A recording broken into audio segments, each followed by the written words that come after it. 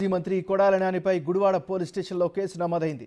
తమను వేధించి బలవంతంగా రాజీనామా చేయించారంటూ మాజీ వాలంటీర్లు పోలీసులకు ఫిర్యాదు చేశారు. నానితో పాటు దుక్కిపాటి శశిభూషణ్, గుడివాడ పట్టణ వైసీపీ అధ్యక్షుడు గొర్ల శ్రీను, మరో ఇద్దరు వైసీపీ నేతలపై 447, 506 ఐపీసీ సెక్షన్ల కింద పోలీసులు కేసు నమోదు చేశారు.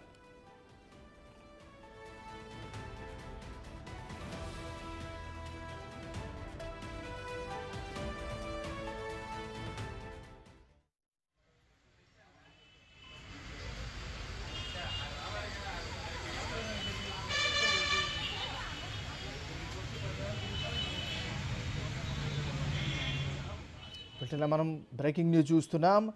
గత ప్రభుత్వంలో కీలకంగా వ్యవహరించినటువంటి నాయకుడు కొడాలి నాని తన వ్యవహార శైలితో కావచ్చు, లేకపోతే తనకు ఉండేటటువంటి మాట తీరుతో కాబట్టి ఎప్పుడు కూడా వార్తల్లో నిలిచేటటువంటి మంత్రిగా ఆయన రికార్డు సాధించాడు. సో కొడాలి నాని మొన్న జరిగినటువంటి 2024 ఎన్నికల్లో పూర్తిగా ఘోర వైఫల్యం చెందారు. ఆయన ఓడిపోయాడు. ఇప్పుడు ఆయన మాజీ మంత్రి కొడాలి నానిపై గుడివాడ పోలీస్ స్టేషన్లో కేసు నమోదైంది. తమను వేధించి బలవంతంగా రాజీనామా చేయించారంటూ మాజీ వాలంటీర్లు పోలీసులకు ఫిర్యాదు చేశారు. గతంలో 2019 ఎన్నికల్లో గెలిచిన తర్వాత వైఎస్ఆర్ కాంగ్రెస్ పార్టీ ఎంతో ప్రతిష్టాత్మకంగా భావించింది, ట్రంప్ కార్డ్స్గా భావించింది. మేము ఒక కొత్త విధానాన్ని, కొత్త పాలసీని తీసుకొచ్చాము, తద్వారా అందరికీ కూడా మేలు చేస్తారంటూ కూడా వాలంటీర్లను గొప్పగా ప్రకటించినటువంటి వైఎస్ఆర్ కాంగ్రెస్ పార్టీ నాటి ప్రభుత్వంలో ఉన్నటువంటి వాలంటీర్లను వాళ్ళందరూ కూడా ఇప్పుడు కొడాలి నాని మీద వ్యతిరేకంగా కేసు పెట్టినటువంటి పరిస్థితి కనిపిస్తుంది. నానితో పాటు దుక్కుపాటి శశిభూషణ్, గుడివాడ పట్టణ వైసీపీ అధ్యక్షుడు గొర్ల శ్రీను, మరో ఇద్దరిపై వైసీపీ నేతలపై పోలీసులు కేసు నమోదు చేసినటువంటి పరిస్థితి కనిపిస్తుంది.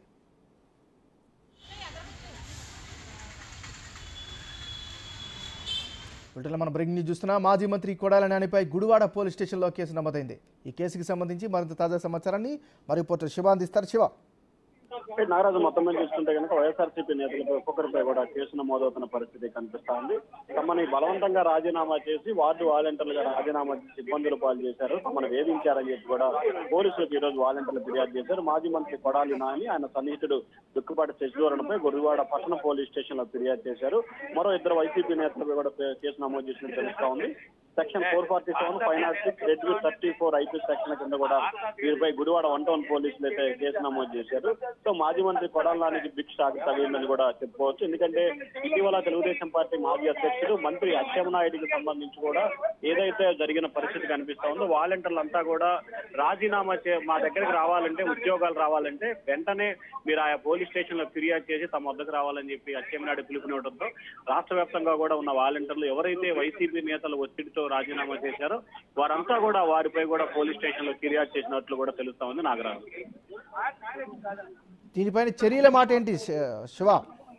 ఖచ్చితంగా ఏ సెక్షన్ల కింద అయితే కేసు నమోదు చేశారో ఆ సెక్షన్లకు అనుగుణంగానే వారిపై ఖచ్చితంగా చర్యలు తీసుకునే అవకాశం కనిపిస్తా ఉంది. ఎందుకంటే వాలంటీర్ల విషయంలో వ్యవహరించిన తీరుపై కూడా పూర్తి స్థాయిలో ప్రస్తుత ప్రభుత్వం తీవ్రస్థాయిలో అసంతృప్తి, ఆగ్రహం వ్యక్తం చేస్తున్న నేపథ్యంలో కూడా ఏ రకంగా మీరు వారితో రాజీనామా చేస్తారు, ఏ రకంగా వ్యవహరిస్తారు అనే దానికి సంబంధించి కూడా చాలా సీరియస్ లో కూడా ప్రభుత్వం తీసుకున్నట్టు తెలుస్తా ఉంది. సో ఈ నేపథ్యంలోనే ఎవరైతే బలవంతంగా వాలంటీర్ చేత రాజీనామా చేయించారో వారిపై తక్షణమే కేసు నమోదు చేయాలని చెప్పి ప్రభుత్వం ఆదేశాలు ఇచ్చింది.